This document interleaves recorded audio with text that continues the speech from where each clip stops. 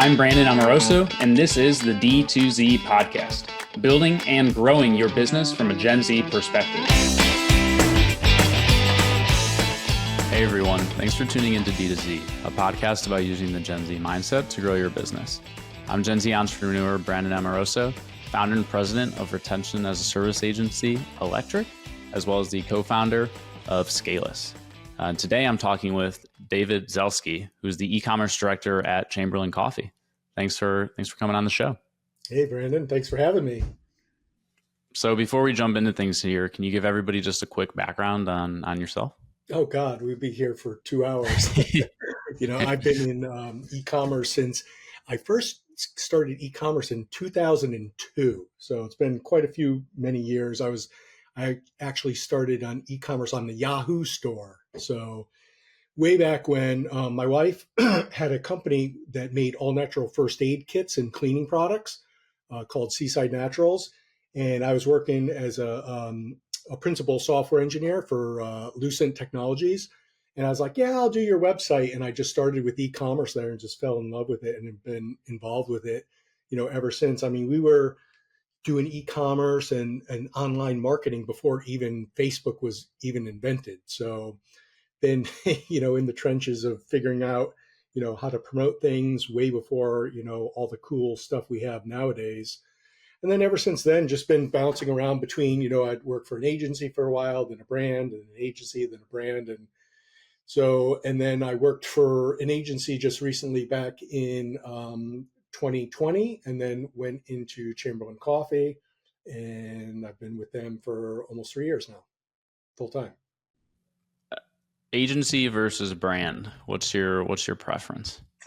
They both have their pluses and minuses. Working for an agency, you're both held, both positions, you're held to the KPIs. You really got to move the business forward.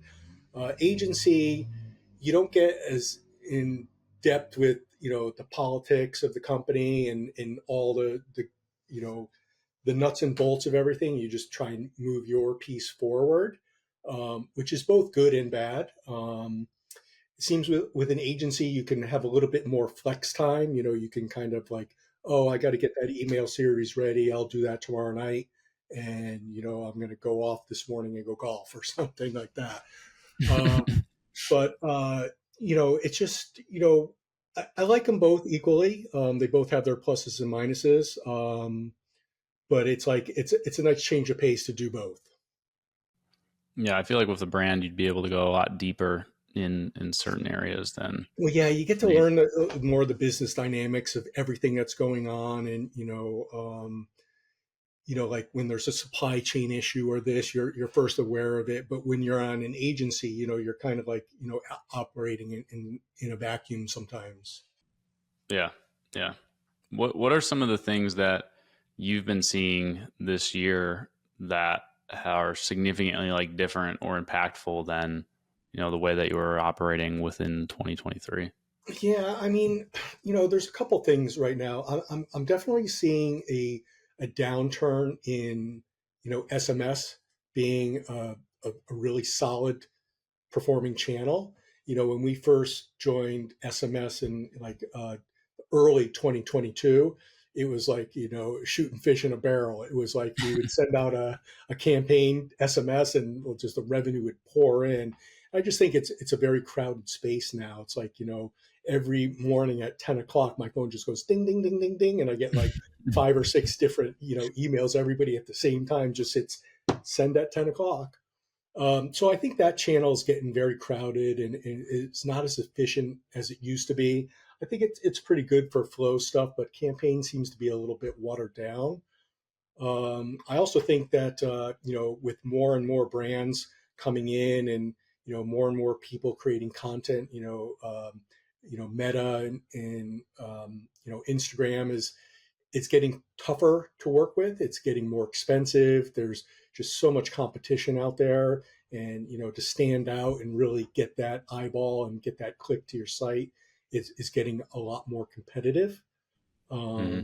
So I think, as a brand, yes, we have to really work on top of funnel stuff, but I think we're really trying to strengthen our mid to bottom funnel and making sure that, the customers we do have, we're, engaging with them and giving them what they want, and, making them feel more like a VIP, and, really, engaging with our current customer base. Yeah, I mean, how do you keep them from even thinking about coffee alternatives versus Yeah. how do we go acquire like net new? Yeah, it's just tough. I mean, we launched a new website this year, and we spent a lot of time, um, with recipes, and we made a really nice recipe page with, Emma Chamberlain doing some videos of her making the recipes, and it's been a great success, and I think that engages people. Um, but it's really tough to engage people and not let them go away. I mean, one of the things we always strive for is first class customer service. I mean, that's one of the things we always really pay attention to, is like, we want to make sure our customers, we hear them, we answer them, we keep them happy. Yeah, the that just ripples into all other aspects of the business that are both sort of material and non-material. If you have the mindset of customer service as a sort of like a revenue and retention driver, and not just a cost center that you try and make as cheap as possible, those customers end up coming back, spending more, they'll refer people to the brand. It just has this sort of snowball effect Yeah, that exactly. And like, one of the other things we're looking at is, how do we go more from a reactive customer service to more proactive? Like, how can we more get in front of the customers, upselling them on new things, cross-selling them, keep them on subscription, and being more proactive to something instead of just always reactive. yeah, I've seen some cool stuff around, an order is delayed in transit, or, a package got damaged in shipment, as opposed to just sending a generic like email to the customer that they then have to go track down, how do I get a reshipment, or how do I do this, or how to do that? Just like Yeah, opening up a ticket in Gorgeous and connecting them immediately to a customer service rep so that that problem can get addressed. And, maybe you include something in the reship that goes out to that customer as an additive to make totally. that Yeah, experience good for them. yeah. And we always have like, we're always like, if there's an issue, let's deal with the customer, make them happy, give them a discount, and make them feel really special. One of the things that I've been seeing, I'm sure you've started to look at it as well, is Gorgeous with their AI tools. Um, there was one example they showed me. It's like, somebody was like in another region of the world, and they wanted to inquire about shipping to, like, I think it was Saudi Arabia or something like that, and they wrote something on like a Friday night. So of course, we're not going to get back into the office until Monday. And then, on Monday, usually there's a bunch of tickets stacked up. So our customer service team has to go through them all. But there was one, they showed me an example of somebody writing something like, hey, I'm in Saudi Arabia. I don't know what the shipping rates would be. And they asked this question. And I guess the Gorgeous AI went through our website and put together this 2 paragraph email that was like 99% correct of what the whole process would look like, as far as Mm-hmm. all the fees and taxes and all this stuff. So it was just like, I was very impressed with that, and I think that's Yeah. one of the things, being proactive. So this guy gets this email and says like, hey, we'll contact you in 48 hours. It's more like, hey, we'll get back to you as soon as we can. But based on our experience, this is what we see on that. It would have, helped that customer solve that problem right there and then. Yeah. And you have the ability with AI to not be bound by time restraints or things like that. And I've even seen, you know, instances where the customer is being made aware that it's AI. And so they're being given this response, but almost with this disclaimer of, if it's not to your satisfaction, like maybe it's 11 p.m. We don't have a real person here right now, but we will get to you at 9 a.m. But more often than not, like you saw, AI can, come up with some pretty great responses, and probably even better than I would be able to, frankly, in most scenarios. Oh, I totally agree. And, and you're absolutely right. And it did say, this is from a chat bot or however they paraphrased it. So you knew it wasn't like a customer service person typing it in. But I mean, I was very impressed with that. And, everything, every couple of years comes along so far. And I've just seen so many great strides in AI in the past year. Yeah.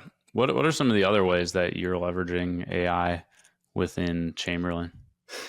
Just really, using some SEO tools, looking around for, what are people looking for? Matcha is, a really great seller of ours. We have an amazing organic, ceremonial grade matcha, and people love it. Well, besides people just typing in what is matcha, is what goes good with matcha? How do I make matcha? How do I do this with matcha? You know, matcha and caffeine, all these questions. And what we do is we can, look at AI and, start generating some of these pages for our marketing team so they can go through and say, oh, okay, this is a question people are asking on Google. This is kind of what the research is out there. Let me fine tune it and put it into, a Chamberlain brand voice and put our, stamp on it and put what we feel about matcha in it. And then we publish the article. Mm-hmm. Yeah, I think the content creation, you can turn 5 copywriters into one, or because of the fact that you now have the ability to create such a volume, and then they can step in and be the ones to, edit and tweak and refine it. But you don't need an army of people to do some of the things that you used to have to use so much manpower for. Yeah, and like another thing is I've been using Triple Whale's AI tool, and it's just amazing. The more familiar I get with it, the easier it is to use. But I mean, instead of going into Shopify and downloading all these reports and doing all these VLOOKUPs and spending all this time and then graphing all this stuff, I mean, I could just go into Triple Whale and say, hey, give me my meta ROAS, spend, and conversion rate for the past 12 months monthly, and put it into a graph. It chugs away for a minute, and all of a sudden it's on my screen. So it's really great as far as going through tons of data quickly, and just asking questions instead of just going through it manually with VLOOKUPs and stuff. Yeah, the data analysis has, been completely transformed by AI, because we don't have to spend all this time. It's more like, just be a marketer and think about the prompts, and not necessarily, do I need to know SQL, or how do I do all these queries to set up the graph and have all these automated reports and things like that? And it's funny. I mean, Triple Whale will say, "Hey, here's the SQL if you want to, massage it and get it more granular." But if you came to me and said, "Hey, if you were on my management team and said, hey, who are our top customers in Q2?"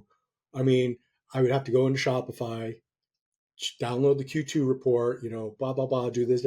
I mean, I could just ask that into Triple Whale and I have an answer for you in 1 minute. Yeah. Yeah. There's a lot less wasted time happening with AI, which is making. That comes with a caveat is you can't trust it 100%. Have you seen, there's crazy outlier circumstances where you can basically make ChatGPT go insane if you just keep prompting it to do the same thing over and over again. It starts having an existential crisis about the fact that it's stuck and it has to keep doing this. There's some weird shit that I've seen that makes you wonder, where is this all going? And I listened to a podcast a week ago, it's so much further than anyone actually realizes that it is, because, we're getting information, after the fact, and, we're not checking it daily, but every day there's a new update that's coming out. That's just crazy. And they've now figured out that essentially you can extract like additional IQ points from the AI just with the more computing power that you feed into it and more data. So now all these big companies are spending a mountain of money in building server farms like throughout the US and elsewhere, because it really is just a race to be able to push Yeah. as much computational power into these machines, because it really is like a input equals additional output, that we don't really know where it ends though. Yeah. I've heard people call it like, what is it? AI um, hallucination. All of a sudden, it's just like the AI is just totally out there and just giving you these wacky results. Um, and I've just learned to, every once in a while, just clear the prompt and start over again. But one of the things that I, learned really early on, I think, anybody getting into it is watch a couple videos on prompt engineering, or just how to really prompt the AI chat GPT on what you're looking for, and it'll just save you a lot of time. It's just to write a good prompt is amazing. Like there was one time I was writing something, and I watched this article, and I watched this video, and it gave me this thing. It was almost like, hey, I'm going to ask you a series of questions, and you're going to give me responses back, and then you're going to suggest some things to me, and you're going to keep doing this until I say I am done. And it was almost like I was conversing with AI, and it would say, well, do you want me to include this in there, or this age, or this, include pets in this? And we would just keep going back and forth. And all of a sudden I would say, I'm done. And it says, okay, give me a minute. And it just spit out this article. I was just amazed at it. But it was that reiteration of really refining what you want out of the AI tool. Yeah, there's literally jobs now that are pretty much solely around prompting. Mm-hmm. And that's becoming more and more of a critical like tool to have in your employee tool set if you are going to be valuable at an organization. And it is, I was on my on my other podcast, which is like within HR tech, we were talking about how it's just kind of amusing that companies are trying to use AI to like filter through candidates that are using AI to try and get the job that they're applying for. And so it's like competing AI around, how to become the person that actually gets hired. Yeah. Because eventually, like, who knows? I had a phone call last week with a company, and the whole conversation was with like some AI voice, bot, and it was like I was talking to a real human being. So who Yeah. knows where this goes in terms of what's a real conversation and what's not. Yeah. It's just insane. Outside of AI, though, what are some of the things that you're most excited about from a new customer acquisition standpoint at Chamberlain? Not Meta, not your standard, ads platforms, but are there any other areas that you've been seeing some traction when it comes to new customer acquisition? I think getting more, involved with, user generated content. We use something called super affiliate. I want to get more into that. And, just, it's like, listen, if you, after this podcast, if you were just surfing around on Facebook or whatever, and you saw an ad for a new golf driver or something like that, you might be like, yeah, whatever. But if, I called you up, and I've known you for a couple of years, I said, Brandon, man, I know you're a golfer, man. You got to get this driver. It's like, you're going to go out and probably go buy it because, your buddy Dave, who's a good golfer and you've golfed with him, is recommending this. So I think utilizing the power of user generated content and is something that excites me, and I think I'd like to learn a lot more about and implement a lot more. Yeah, the customer advocate route has been really successful forever, Mm-hmm. but is now a way that you can sort of escape the issues that have come out with all these advertising platforms and the new privacy updates and cost of acquisitions increasing. Yeah. Um, and I've actually seen some direct like selling businesses do pretty well right now. Um, going back to the Mary Kay skincare, or some of the, or like Cutco, where you just have that sort of friends and family sales approach.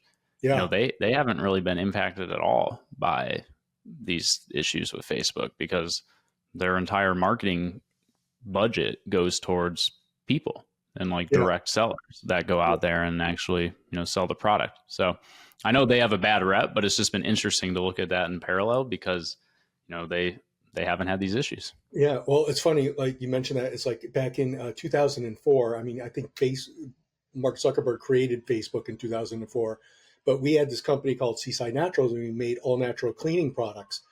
And we're like, okay, this is new, and how do we get the word out? It's like so much different, now than it was back then. It's like, if you bought something bad today, I mean, 20 years ago at the store, I mean, who would know it was bad? Me, your mom, maybe a couple of your best friends, maybe a group of 5 or 6 people.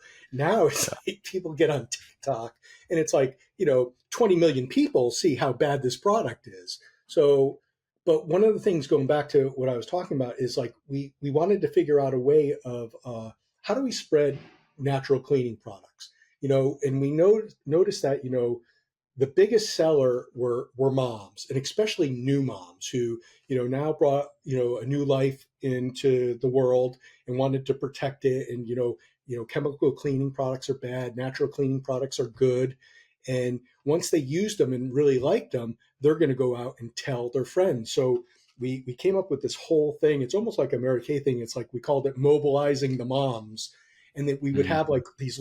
We would send them a kit, and they'd have like a little party, and they probably have a couple glasses of wine and some hors d'oeuvres, but they would all talk about natural cleaning products and healthy homes and stuff like that.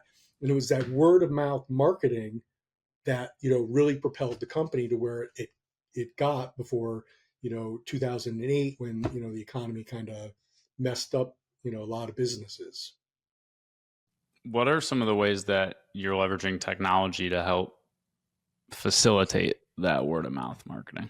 We haven't utilized it that much. Right now we're, like we are using super affiliate for a little bit of that, and we're getting a lot of people joining on in. We're talking to a lot of influencers on Instagram and TikTok, and getting some of their videos.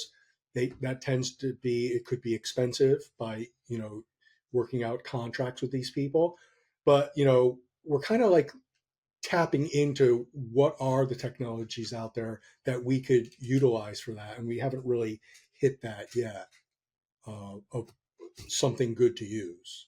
So all ears, Brandon.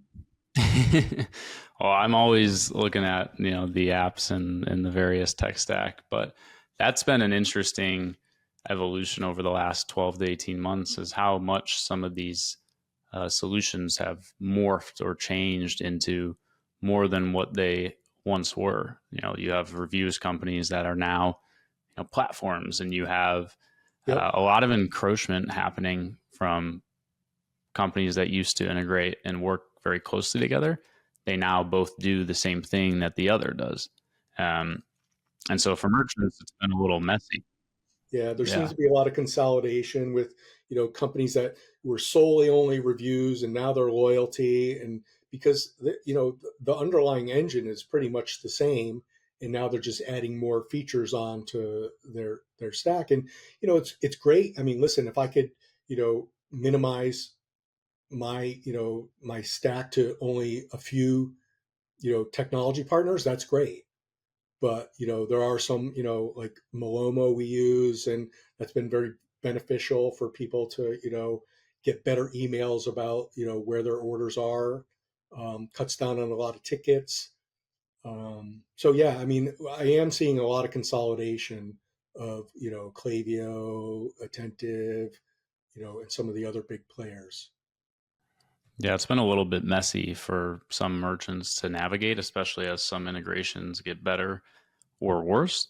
But I think over time, it'll be a net positive for merchants. And also, there's so many providers that do the same thing. Like can't they can't continue to just exist within this vacuum, and there will be a lot to shake out, I think, over the next 2 to 3 years, as certain companies have to decide what it is they're going to be, or if they even necessarily have a future. Exactly. And I think I mean, SMS is one of those.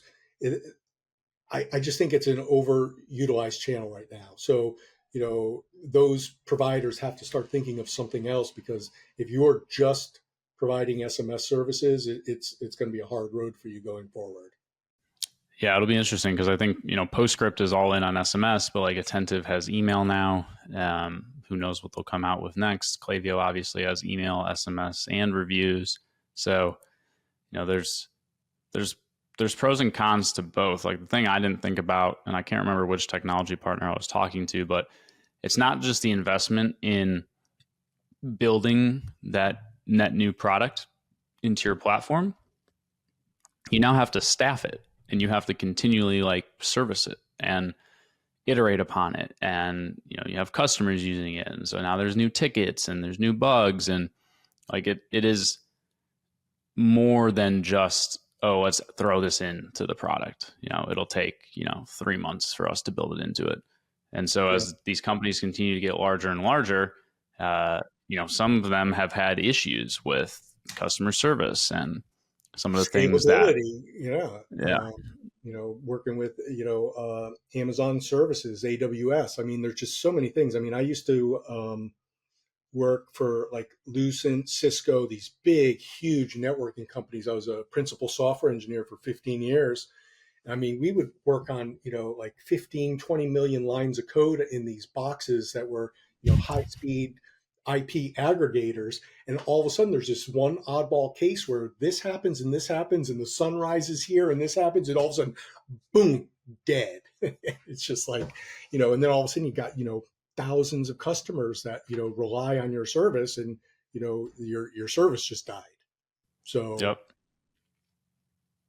How do you see the platform race panning out here? When it comes to the actual e-com provider, like you have Shopify, BigCommerce, Salesforce, Magento, Commerce Tools. There's some other ones out there.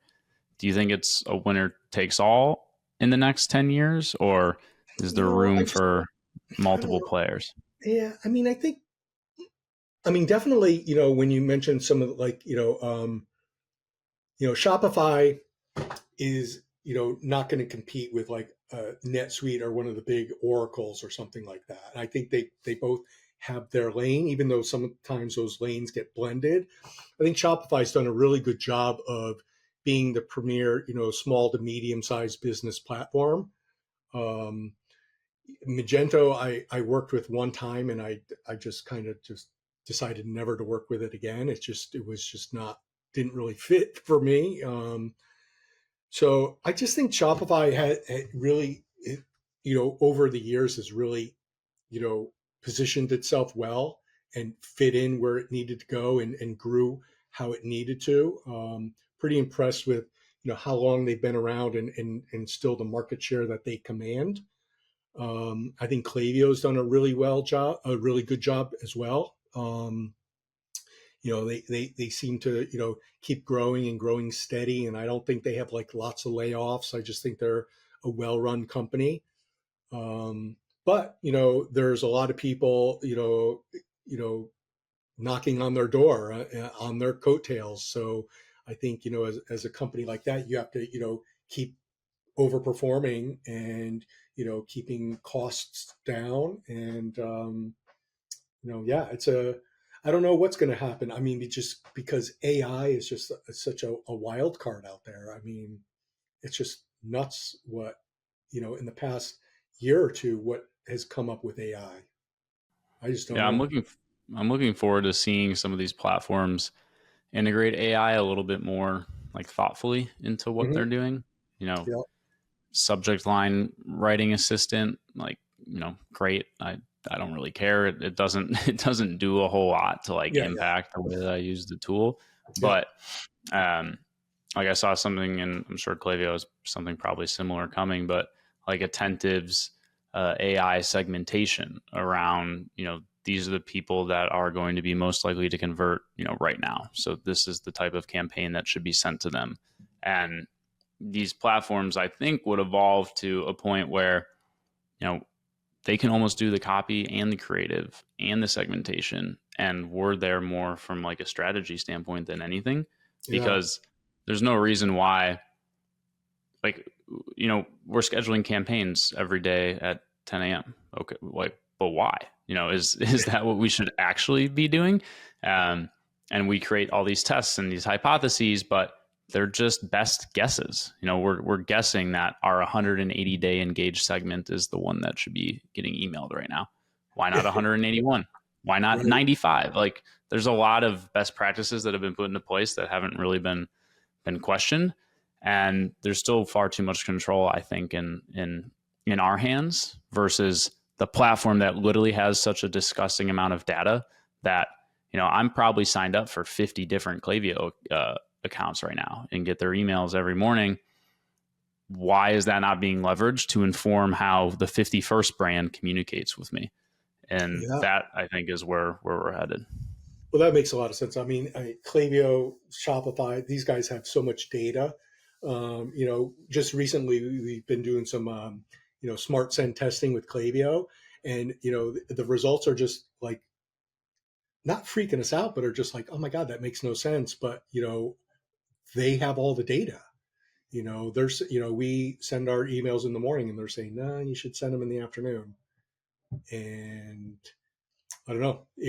I hear where you're coming from, but then again, do you put all your eggs in that basket and let them control that, or do you have to oversee it, or where's that line of management going to exist between letting it just run and do what it wants to do and you controlling that? I think we'll be the overseers of AI for a while, Yeah. but there's probably a point in time in which it oversees itself for better or worse. The interesting thing that I was listening to like a week ago was around how AI at a certain point should be able to like realize how flawed human beings are. Like, we're just flawed. We make a lot of decisions that are rash or impulsive, and um, if left to all of our own devices without any governmental control, we'd probably burn the world to the ground. Oh So, yeah. you know, AI, they could see that. Why are we the ones that are listening or are taking instruction from these very clearly flawed people? Um, if it was really as this superhuman genius computer, whatever we want to call it, like, all the decisions should be made by that versus being made by the individual. So Yeah. Yeah. But I think humans have that feedback loop, that the wild card, the undecided, the thing that's always just going to, throw a little wrench in it. AI is just strictly, algorithms and tools, and, you just run it through the same cycle. It's going to do the same thing unless there's a variable in there, and the variable is me. I mean, you can market to me all you want online. I'm not going to buy anything unless I'm like, oh, I need that. And, I go to Amazon. I find it funny being an educated consumer. Not that every customer out there who's not an ecom is like an idiot, but it's a lot different for me to go on to the shop app or to get targeted with Facebook ads than it would be for somebody, I'm assuming, who is like a lawyer or Yeah. something. Like, I'm just so jaded, and I see through all the like marketing nonsense. I talked about it on the podcast earlier today, but the 8 Sleep company, how they have that cooling pad and mattress for Uh-huh. your home. Yep. Um, People love that company, but I refuse to even purchase from them because the way they've set up their model is you buy that big ticket one time item, but then you're forced into either a monthly or an annual subscription to get like access to the health data to control the app properly. And so you're basically just locked into, for perpetuity, where you sleep, a monthly subscription so that the damn thing actually works. And I was like, these guys are geniuses, but also, like, I hate you and I refuse to buy this product from you. So I actually bought from their competitor, which is like objectively a dumber product. Like, it's not as smart, but I'm Yeah. like, I can just buy this and it'll cool my bed. And that's all I want. I don't need it to be smart. If it's going to be smart, it's probably going to break. It's like the smart fridge or the smart toilet. Like when I was remodeling my place, I'm like, I want everything to be dumb. Dumb. I don't need my fridge to tell me what my resting heart rate is. Like, let's just get back to the basics. No, I'm with you with that. And I think, listen, I think a lot of people, everybody's kind of caught on to what's going on. It's like, listen, if I got to buy something that's not on Amazon, I'm like, all right. I go to the website, I put it in my cart, I sign all the way up, and I close the window. I'm like, I'm waiting for that 20% off, abandoned cart coupon to come at me, and it's like so many people just, search, Chamberlain Coffee discounts and just, find the discounts online. Somebody's posting it on there. So people are smart around that, and they know, like 4 or 5 years ago, people thought it was like black magic that we were following them around. How come you guys, are everywhere? And now Yeah. it's like with your phone, it's like if I mention like oh man, I think I'm going to build that deck, in the next couple of weeks, and I need that reciprocating saw. I mean, geez, I will be served up about 5 ads in the next day on different reciprocating saws. So, people have caught on to what's going on. And yeah.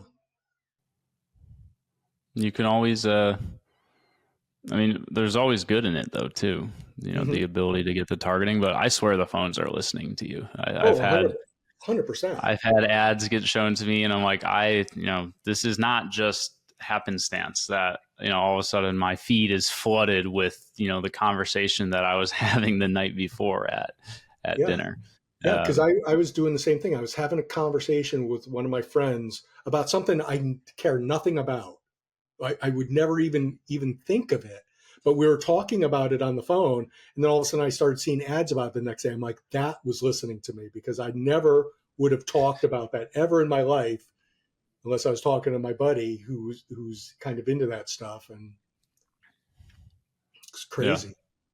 But it's then, a strange world. and then the brands, we leverage that, and it's like, we go into Meta, and instead of trying to pinpoint this audience, we let them, you use your algorithm and you find us our customers with their Advantage Plus, or whatever, and that's where they go and scrape through their data, find out who's talking about it, who's listening about it, who's engaged with it, and serve them up that ad.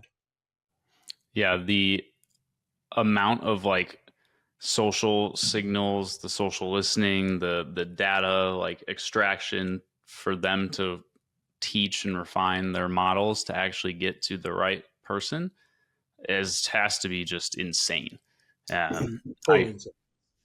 I can only imagine what that looks like. Like if you were to sketch it out. I mean, I even my my brother sent me the schema for how our software works in terms of all the relationships between the various data points and whatnot. And even that made my head want to blow up. I can only imagine what goes into the Meta ads algorithm. Who knows if they even know at this point? Yeah. It's some of these things are just black boxes that grow upon themselves. Yeah. And I mean, just the speed at which they work at now. I mean, like you said, I mean, there's, terabytes of just databases that these guys sift through and just immediately start popping stuff out of it. It's just amazing.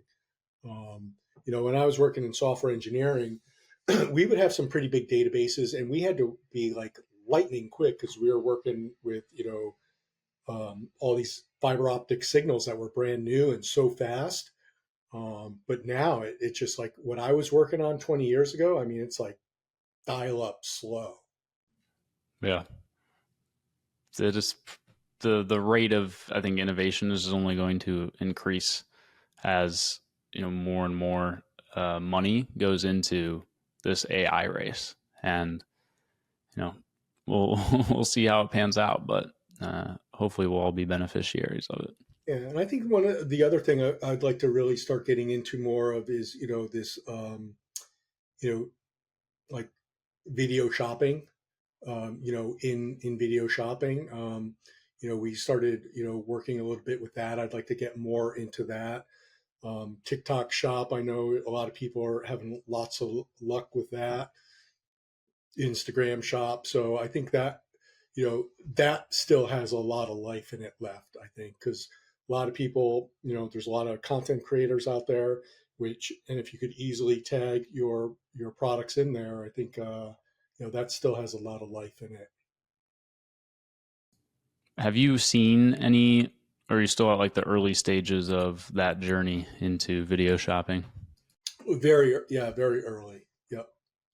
Yeah, we just this year we launched our new website and we're focusing more on video content. So this is the year to really, fine tune that, get ready for the fourth quarter.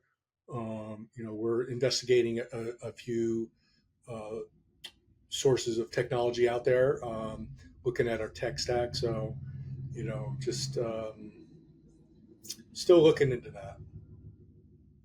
Yeah, I know it has a lot of adoption like in China, but it's been a little bit slower in the US Hmm. as the customer just isn't as familiar with that type of behavior as they are in some of those other markets. Yeah. Yeah. Have you been reading anything about Timu? I'm not super familiar with them. I know they're taking, like, I know a lot of people who buy from them, but it's like just a lot of crap. It feels That's like there's just, that's what I heard. but they're so cheap, like so cheap. Yeah, like Um, you can't even compete. I mean, I mean, literally, I'm googling it here. The first question for the people also ask on Google is, why is Timu so cheap? Um, and it's, I mean, I don't know how sustainable that is long term, but if they can make and operate off a low profit margin model, like Costco, for example, it's not that extreme, but Costco operates, I think, at like 10 or 11% yeah, 10 or margins. 11%. Yeah. And they're giant. Yeah. They're crushing it. They still have the middleman though. They have it a little bit less with like their Kirkland signature products, but Which are if you're, good products too. yeah, and more often than not, and I swear, like their vodka is just Grey Goose white labeled, and I Yeah. swear that their tequila is like Patron white labeled. Um, but once you remove that intermediary, like the brand, once you remove all the money that goes into the marketing, into the Yeah. awareness, into all of that, and you just focus on the product itself, there's a reason why Target and all these other retailers, they now have all these private label products, especially when it comes to like commodities, Yeah. because who needs a branded, I don't know, $100 soap bar? Like just buy the Target Essentials soap bar, buy the Target Essentials towel. Like I don't need to buy this crazy towel that has this giant marketing campaign that it just ran, and now I have to pay for the fact that they just spent a ton of money finding me. Um, Exactly. so there's a lot of merit behind that for sure. Yeah. But I mean, who walks into Costco and spends $20 and walks out the door? I don't think I've ever left without spending $500. I'm like, I You want know? all of it. Yeah, you're just like you walk down the aisles and you're like, oh my God, I need that. And that's how they can deal with that, 10 to 11% margin. It's just volume. Their stores are, you know, they don't have beautiful carpets and all this upkeep, and it's Yeah. just racks of stuff to buy. Yep. And good quality too. Yeah, And in people bulk. love Costco. People love Costco. The word of mouth marketing there is great. Oh yeah, and I think they like that $1.50 hot dog, which I don't know what that is. I mean, that does not make me go to Costco. $1.50 hot dog. I don't even think I've had a $1.50 hot dog. I've never had it. Now that you mention it, I need to Yeah, go get it. I I feel like haven't I'm not either. even a real Costco fan without having tried it. But my uncle, he goes, just for the hot dog. I mean, he goes there to shop, but he's like, I'm going for the hot dog. So Well, I really appreciate you coming on the show today and for taking the time. But yeah. before we hop off here, can you let everybody know where they can find you in Chamberlain online? Yeah, chamberlaincoffee.com.eu.co.uk if you're calling in from, or if you're listening in from overseas. I can be found on LinkedIn on David Zielski, DavidZielski. But yeah, it's a pleasure. I mean, I've known you for a couple of years. I love talking to you whenever we bump into each other. I like, and definitely love your newsletter, read it whenever I can. I like how you're always at the forefront of technology. And I think, all companies should be aware of the technology that's out there. I don't think you should implement it all, but, definitely be aware of what's out there and what's going to work for your business. Yeah, constantly searching, and your tech stack can make or break you in 2024. So it's critical to be aligned with the right partners. Yeah, and it's also, Again, you also got to be aligned with the partners that are going to last, because yes, the economy is a little tough, and it'd be a pretty tough thing to put all your eggs into one basket and have that company fold. So yeah. We'll see how that shakes out over the next couple of years here. Well, again, thank you for everybody that's listening. As always, this is Brandon Amoroso. You can find me at brandonamoroso.com, electricmarketing.com, or scaleless.ai. Maybe I should come up with a fourth website and I can just keep listing them over and over again here. But thanks for listening, and we'll see you next time.